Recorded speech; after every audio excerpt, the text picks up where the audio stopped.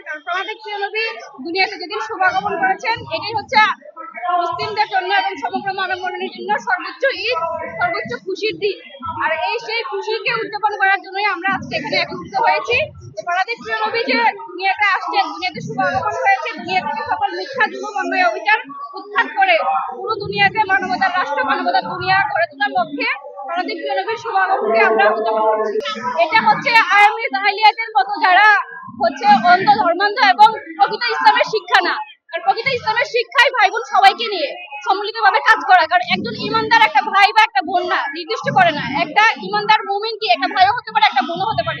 তো সেখানে এখানে ভাই বোনের কোনো আলাদা কোনো ফতোয়া নাই। আর যারা এই ফতোয়া দেয় তারা হচ্ছে ওহাবিবাদ, মওদুদিবাদ, সালাফিবাদ, জঙ্গিবাদ, যারা হচ্ছে মা বোনদেরকে আবদ্ধ করে রাখতে চায়। আমাদের প্রিয় নবী সাল্লাল্লাহু আলাইহি সাল্লাম থেকে শুরু করে প্রত্যেকটা জায়গায় কি আমাদের বড় বড় সাহাবা-একরামদের যে আমাদের যে যুদ্ধ হয়েছে, প্রত্যেকটা